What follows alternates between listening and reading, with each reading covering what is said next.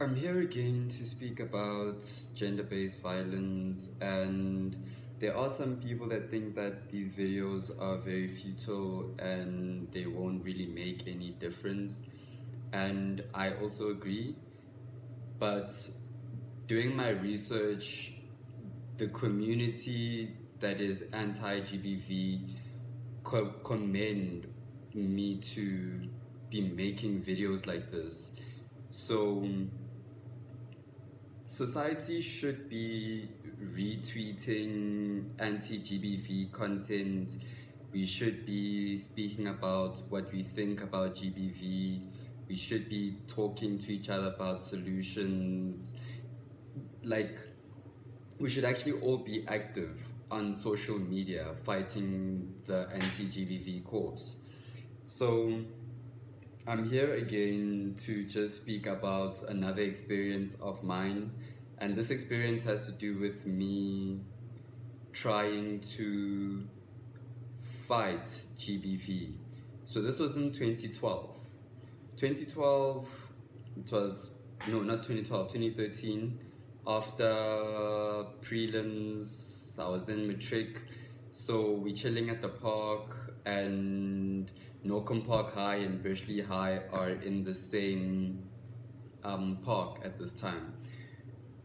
So we all mingling, we're all interacting with each other, and it so happens that this white lady comes to our group, but now she is drunk. I can see she's drunk. She is so drunk that she is two-stepping. I think she even came announcing that she's coming to us.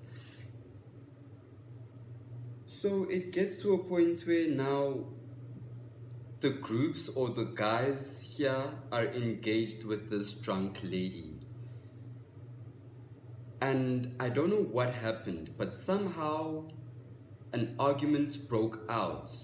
And one of the guys from Norcom High was like, this lady needs to go.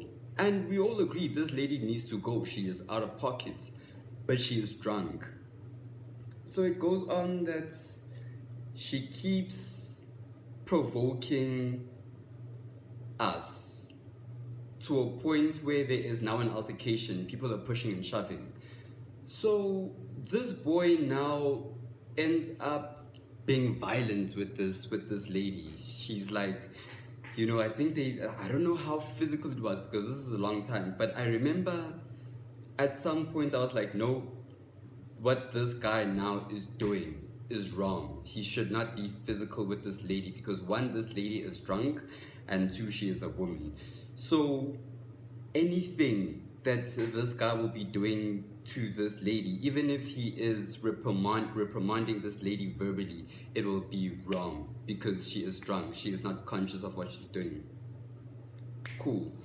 So now, just as the thing is getting physical, I jump in and I'm like, I try and separate the two. I'm like, no guys, what you guys are doing is wrong. This lady is drunk. I look at this guy now, he's angry, he wants to fight me. So I don't even know what happened to this lady, but now I end up in a fight with this guy now. This guy now is running after me. Now he wants to hit me.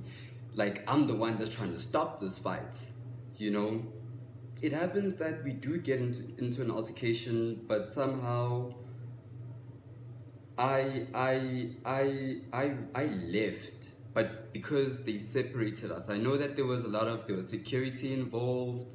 There was people on the sidelines, people that aren't even students, like people that are just past buyers that are now in this fight of me and this guy. Mind you that I am trying to stop the fight.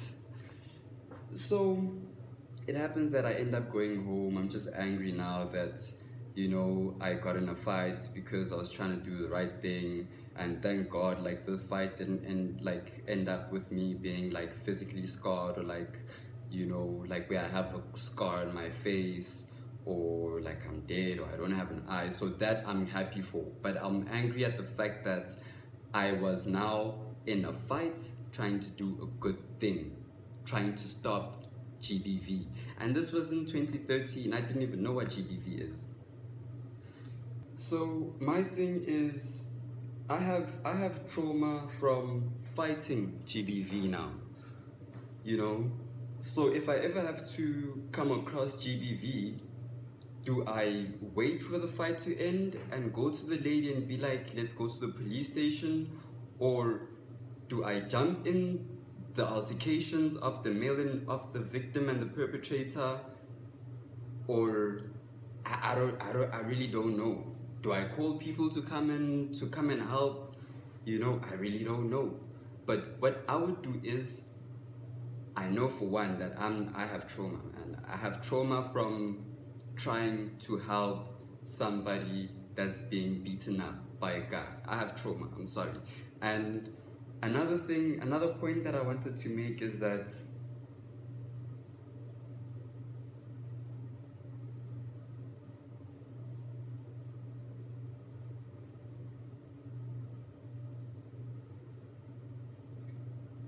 especially people in a relationship, if you see them fighting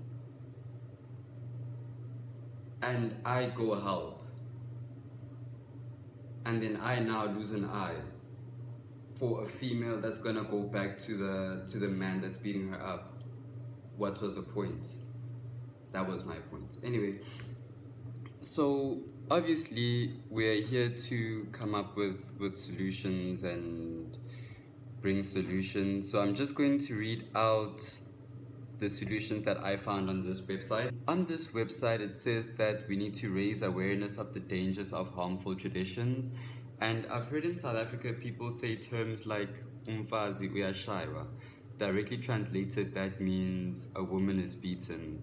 And for me, I think it's terms like that that need to be eradicated out of the vocabulary of South African men and women, because I haven't heard only men say this, I've also heard women say this. It says here that we need to tackle violence against girls in school.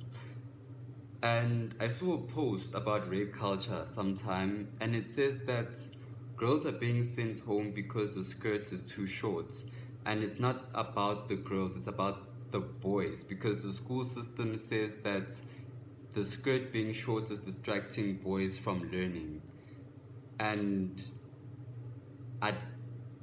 that is part of rape culture. I haven't really wrapped my head around it. Still need to meditate and think about it, or possibly have somebody educate me on that point. It also says here that we need to challenge and speak out about violence in the home. And I really want to thank everyone for commenting and sharing their experiences on gender-based violence, because I know on this point a lot of us, or some of us, have spoken out and they have spoken about their experiences in their home. And thank you for doing that. I think society, we should be doing more of that, of challenging the violence at home. So it says that we need to transform attitudes towards harmful practices at multiple levels. We need to listen to girls' experience of violence and their solutions. And this point, I'll bring it back home, because I know a lot of men, when the conversation of GBV comes up, a lot of men say, well, they go to women and they say, okay, this is happening, so you tell me, woman, what should I do? You know? Some women, they say we have to sit as men and talk about it, but here it says that we need to listen to your experiences of gender-based violence and hear your solutions. It says that we need to help make girls' journeys to school safer. And I could agree with this one, but again, it's not about the journey to school. It's not about the girl. I think, for me personally, I think that the problem is with the men. It's the men. Men can rape in the safest places ever. So, point 7, it says that we need to connect specialists and at-risk communities. For example, we need to connect the specialists with, I think, probably rural areas, I would say that because a lot of rural areas aren't educated on gender-based violence, and bringing the information and the education to the rural areas would help the GBV. Will help aid the GBV. So, point 8, it says that we need to engage respected community leaders in the fight against the violence. And I agree with this one because there is always that one malume there that everybody respects because he's the one that's unamateksi, or he's the one with the money, he's the one that is, that guy. I feel like we do need to engage those people with the conversation and, continue the fight. So, number 9, it says that we need to mobilize youth to fight harmful practices such as child marriage, goes without saying. We need to engage boys and young men to become agents of change. That's my point. For me, that's the point that I want to focus on more, especially because for me it's the men that need to be having this conversation, because women have been leading these conversations. The information we have right now is because of women. We didn't even take this serious if it wasn't for women. Men are marching because of protests that women started. Men are in conversations because of conversations that women started. We need to engage boys and young men to become the agents of change. I really praise that point. Point 11 says that we need to protect girls who face additional risks during emergencies.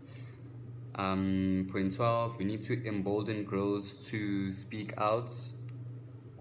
And we need to share vital information with the community. We need to challenge rape culture. This goes back to what I was saying about the girl with the short skirts going home, because it's going to distract the boys. That's part of rape culture, and rape culture is a conversation that I want to touch on because I'm not even that educated on it. Point 15 says that we need to reach out to marginalized and rural girls.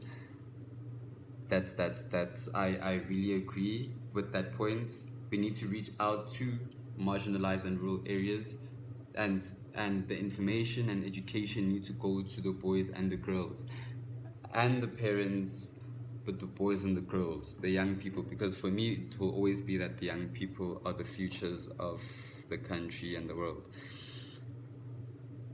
Point 16, we need to take a stand against regressive forces. So those are the points that came up, and I chose these ones because I found them very, very impactful. They made sense to me. I hope they make sense to you. Thank you so much for listening.